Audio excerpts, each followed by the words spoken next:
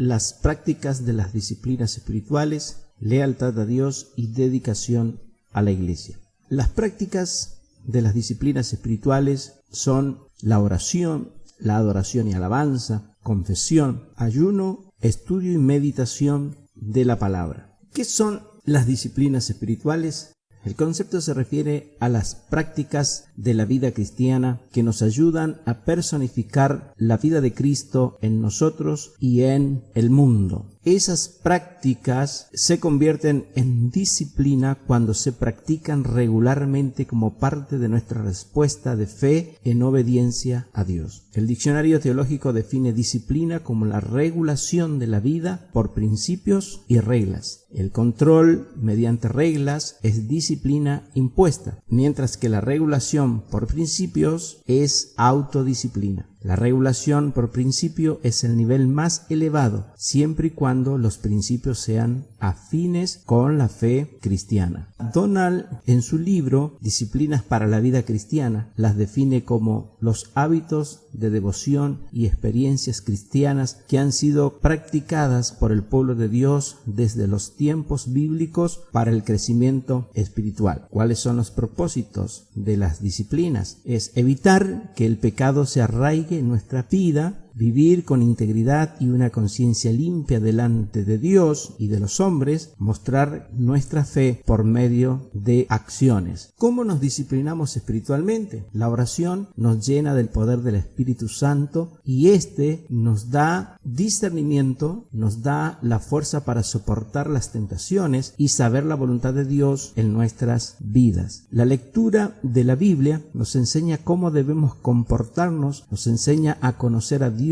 y el propósito de Él para con nosotros, nos guía, nos muestra lo que no debemos hacer y podemos tomar ejemplo e inspiración de los antiguos y aplicarlas a nuestras vidas. La alabanza y la adoración nos da gozo y paz, nos ayuda a acercarnos más a Dios y sentir su poder. El hablar a las almas nos ayuda a aprender más del cumplimiento con su mandamiento. El congregarnos nos libra del ocio y las tentaciones y nos ayuda a escuchar siempre la palabra de Dios. La oración, si bien en el primer libro hemos profundizado el tema de la oración, vamos a hacer un repaso. Orar es hablar con Dios. Nuestra comunión con Dios, su promesa y sus condiciones son inseparables. La demora en la contestación no es sinónimo de que no ha sido oída, es solo un desafío a seguir fieles y firmes creyendo en Dios. ¿Cómo debemos orar? En el nombre de Jesús, según Juan 14:13-14. Por la voluntad de Dios, 1 Juan 5:14. Con fe, Mateo 21:21-22. No dudando, Santiago 1:6. En todo tiempo, 1 Tesalonicenses 5:17. Constantemente, según Marcos capítulo 10, 46-52. Insistentemente, en Hechos capítulo 12, versículo 5. La oración puede ser privada, puede ser en grupo. La oración debe incluir confesión, clamor, petición, alabanza, adoración e intercesión. La adoración es expresar reverencia, tener un sentimiento de temor, de respeto, inclinarse delante del objeto de adoración, rendir homenaje. Es una actitud del corazón, es un estilo de vida. Según el Salmo 95, versículo 6-7, venid, adoremos y postrémonos y arrodillémonos delante de Jehová nuestro Hacedor, porque Él es nuestro Dios, nosotros el pueblo de su prado y ovejas de su mano. Las palabras de este salmo sintetizan las primeras verdades en cuanto a la realidad de la adoración. Venid, adoremos, postrémonos, arrodillémonos. Estas cuatro palabras son un resumen vivo de la esencia de la adoración. ¿Qué es la adoración? En espíritu y en verdad, solo podemos dar verdadera adoración a Dios a partir de nuestro espíritu. Según San Juan capítulo 4, verso 24, Dios es espíritu y es necesario que los que le adoren en espíritu y en verdad. Adorar en espíritu es adorar de todo corazón. El adorar en espíritu significa adorar a partir de nuestros espíritus por el poder del Espíritu Santo, los cuales residen en el mismo interior que la Biblia llama nuestro corazón corazón o espíritu. Adorar en verdad es adorar y permitir que el Señor escudriñe las profundidades internas de nuestro corazón. Según Proverbios 20:27, lámpara de Jehová es el espíritu del hombre, lo cual escudriña lo más recóndito del ser. Limpiémonos. Como no podemos adorar a Dios en la carne, es importante que nos limpiemos de todo pensamiento carnal y maldad para que nuestro espíritu pueda adorar a Dios por su espíritu. La alabanza a Dios es algo que ofrecemos en reconocimiento de la excelencia de Dios. La alabanza es ofrecida por quien es Dios. El Salmos 18:13 dice: invocaré a Jehová, quien es digno de ser alabado. ¿Qué es sacrificio de alabanza? Significado: ¿por qué la alabanza a Dios constituye un sacrificio? La palabra sacrificio viene del griego tusia, palabra que significa matar por un propósito. La alabanza con frecuencia requiere que nosotros matemos nuestro orgullo, temor, dejadez o cualquier otra cosa que amenace disminuir nuestra alabanza o adoración al Señor.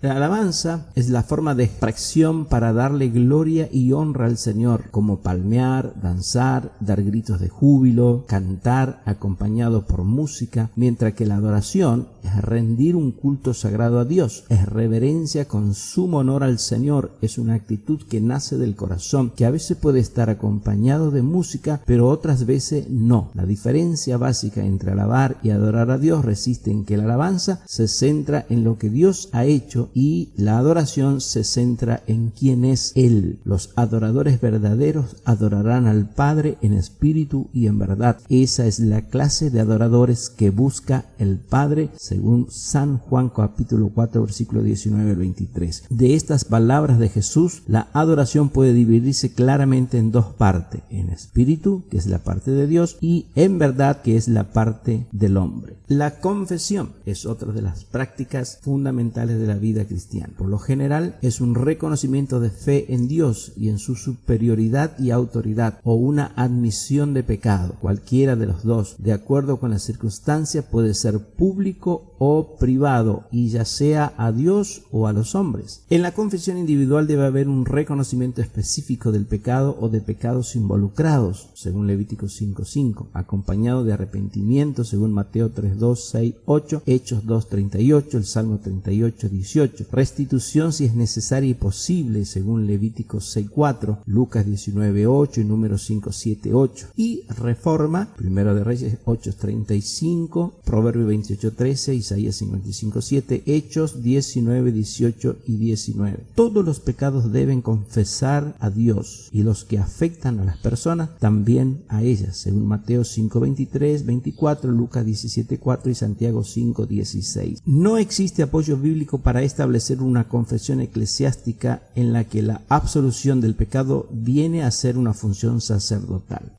El ayuno es otra de las disciplinas que debemos desarrollar como cristianos. ¿Qué es? Es vivir sin alimento. Para los creyentes, un acto de humildad, humillación, sumisión, obediencia, adoración, sin probar alguno o ningún alimento para sujetar nuestra carne, debilitándola, y tener en un acto de dependencia hacia Dios para fortalecer nuestro espíritu. La primera vez que la Biblia hace referencia a esta práctica es en Éxodo 24:18 y Deuteronomio 9:9, cuando Moisés estuvo en el monte Sinaí 40 días y 40 noches en ayuno. Y la primera vez que aparece la palabra ayunar en las escrituras es en Jueces capítulo 20 versículo 26-27. El propósito fundamental del ayuno es buscar a Dios. No es ningún tipo de penitencia religiosa. Penitencia es un rito religioso externo. La persona que hace penitencia quiere sentir que paga algo por su pecado. Es un arma de guerra espiritual que hace más concentrada y eficaz la oración, ayudándonos a conseguir la victoria. Existen varios tipos de ayuno. Por ejemplo, un ayuno normal, parcial y absoluto. En el ayuno normal no se usa ningún alimento, sí se puede tomar agua, y las referencias bíblicas las tenemos en Mateo 4:2 y Lucas 4:2. El ayuno parcial puede privarse de una comida, un alimento o una actividad. También se puede beber agua, según el profeta Elías, allí en Primero Libro de Reyes, capítulo 13, verso 6 al 13. 13, según Daniel, también capítulo 1, verso 15 y capítulo 10, verso 3. Y existe el ayuno absoluto donde no se ingiere ningún tipo de alimento ni se bebe agua. En este caso es el ayuno de Esther de 3 días, en capítulo 4, verso 16, Esdras, en capítulo 9, 3, 16, Hechos de los Apóstoles, capítulo 9, verso 9, y 40 días en Éxodo 34, 28, el de Moisés, Deuteronomio 9, 9,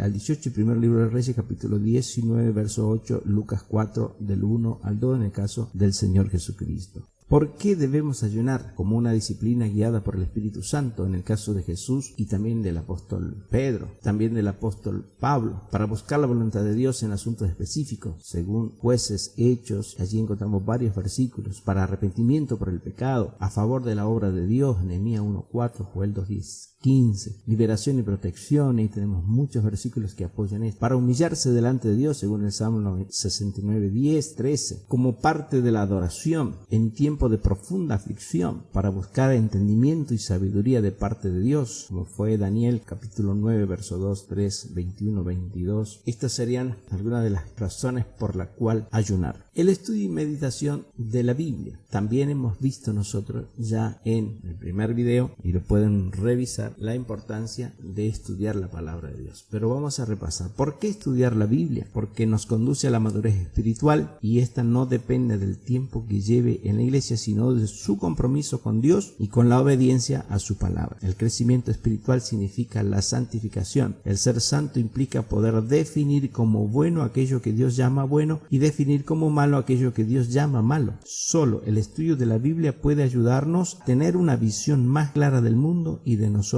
mismos. La Biblia tiene un tema central que es la salvación del hombre y un personaje central que es Jesucristo. 6 cosas que el creyente debe hacer: oír, leer y estudiar, aprender, meditar y sobre todo aplicar. La Biblia es nuestra espada, por eso enciende la fe, según Romanos capítulo 10, verso 17. Nos da seguridad en Mateo 24, 35. Nos perfecciona en 2 Timoteo 3, 16, 17. Ayuda en las tentaciones, según el Salmo 119, 11. Discierne el corazón, Hebreos capítulo 4, verso 12. Y alumbra el camino, según el Salmo 119, versículo 5. ¿Cuáles son las disciplinas espirituales que tenemos que entonces perfeccionar día a día? En primer lugar, las personales: la lectura, meditación y memorización de las escrituras, la oración privada, la adoración privada, el ayuno, el estudio o discipulado. Y corporativamente, la adoración congregacional, alabanza, predicación, adoración, diezmo, ofrenda, la oración corporativa, la cena del Señor, el ayuno y la comunión con los hermanos.